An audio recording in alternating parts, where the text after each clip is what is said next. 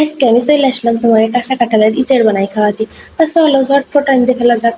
তা প্রথমে আমি কি কি দিলাম তা তো তোমরা দেখলেই। এইবার পেঁয়াজগুলো একটু নেড়ে চেড়ে নিয়ে এর মধ্যে দিয়ে দেবো অল্প একটু আদা রসুন বাটা।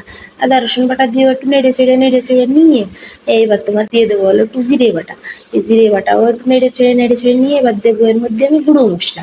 গুঁড়ো মশলায় ধরো তোমার হলদির গুঁড়ো, ধনিয়ার গুঁড়ো, মরিচের গুঁড়ো এইসব দিয়ে অল্প একটু পানি দেবো যাতে করে গুঁড়ো মশলাগুলো না পুড়ে যায়। আল্লাহ আল্লাহ, ওই ধরো নুন দিতে ভুলে গেছি, সেই আসল তার কথাই মনে নাই। এইবার তোমার ধরো দিয়ে দিলাম নুন। তোমরা কেউ যে বেশি যেরকম নুন খাও সে সেরকম দিয়ে নিবা। এইবার দিয়ে দেবো তোমার আসল জিনিস, সেই কাঁচা কাঁঠাল। এই কাঁচা কাঁঠালগুলো হলো বাপ দিয়া, বুঝছো?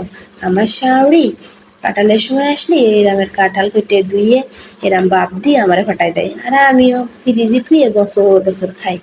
তো এই ধার আনতি যেহেতু সেদ্ধ আর বেশি পানি দেওয়া লাগে না, অল্প একটু পানি দিয়ে ঢাকনাতে ডাহিয়ে রাইন্দে ফেললি হয়ে গেল।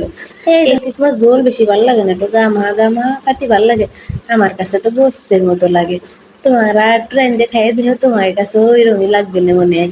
এটা কিন্তু ভালোই লাগে খাতি, তোমরা একটু ট্রাই করো। ভিডিও যদি তোমার কাছে ভালো লাগে তাহলে আমার একটু ফলো দিও আর আমার পাশে থাইও, হ্যাঁ।